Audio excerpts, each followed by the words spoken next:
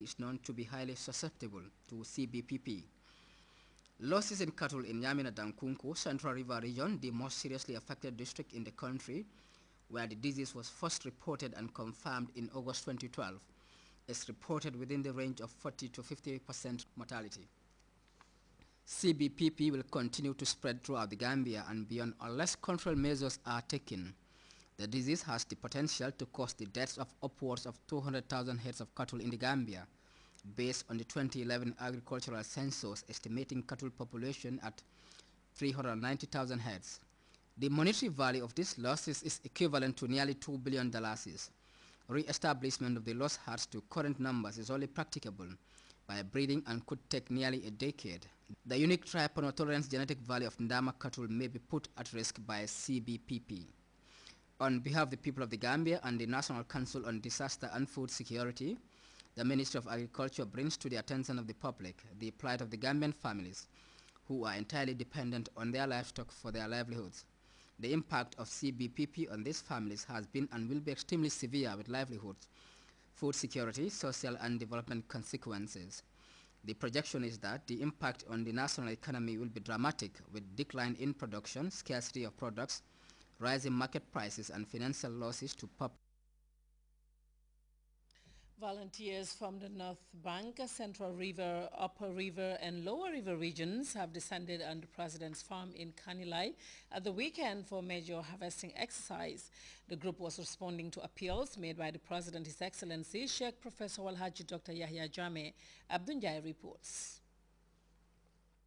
Attaining household food security in the Gambia. And in light of this lofty objective, the President created this vast area, measuring more than 8 kilometers in length. It thrived on an exercise fixing the loopholes of the previous season and is now the focus of a major harvesting entering its third week.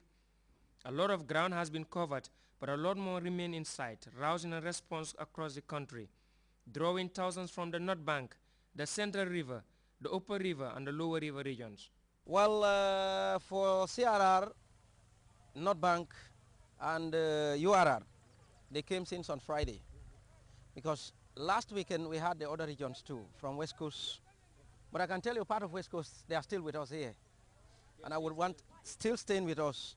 They're almost 3 days. But for North Bank, they have pledged that they will spend the night till tomorrow, because I took them to Giramba and they have seen what is happening in Giramba. So definitely they have taken the pledge to spend the night with us and then help us in Giramba. The people of Molamp, they've been staying here for 2 weeks, 3 days today. And then Chonkasil, they are here for 1 week, 4 days with me today. And then we have another arrival that came just recently from Karichak. They also came. And then definitely on their way coming, they were calling me that until when the farm is finished, they are not going home.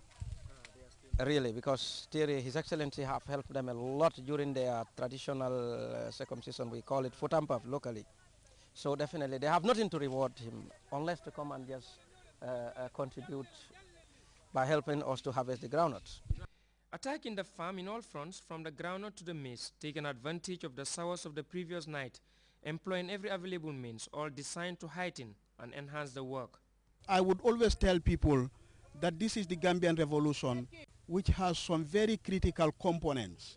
The economic transformation is one, the political transformation is another, and of course the military transformation. So that in the economic transformation, you can see the amount of innovation that is being done. That traditionally what we have been used to is farm animals would be used to draw machines. But you can now see that instead of using animal drawn machines, we are using tractor to bring that improvement.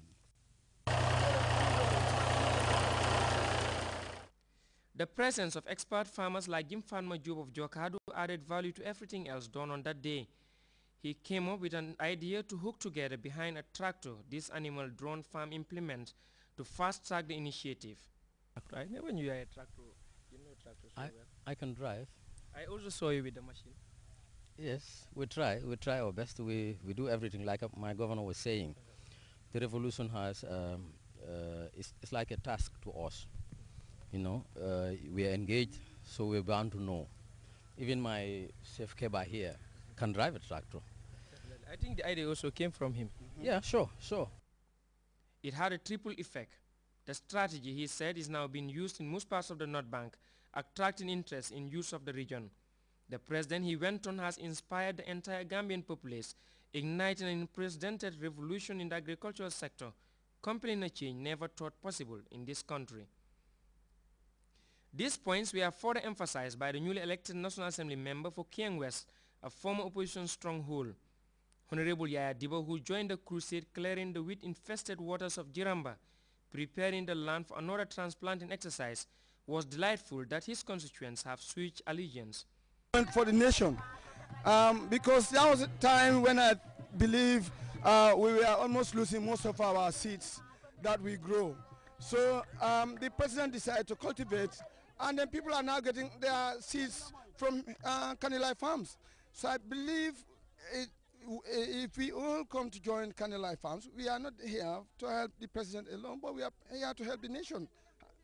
But do you know that you have made history? Yes, I should believe so, because we were left behind. One thing I have in principle about president is, if you want to know Yaya, come to APRC. Yaya means endeavor to humanity. What does it mean to win? To win a constituency that was never before APRC? I think it was very hard for us to get back that seat again. How do you feel winning that? It's a pleasure, because we are gaining what we lose. Because now that we are in the APRC, to understand the meaning of President's development terms in our country, we now see more development plans within our constituency itself. Teaming up with volunteers from the North Bank region to better explain their position in the party. Abdunjai, GRTS. Well, highlights of that program shall air tonight at 10:30. One Ibrahima Boy, commonly known as Alhaji Boy, is in police net for allegedly presenting himself as 3 high-profile government officials and even his own father in a suspected impersonation case that revolves around the young man's father-in-law. We have details of that story in this report by Famara Fofana. It is the story of a 28-year-old man who was asked for help by his father-in-law and perhaps went too far to do that.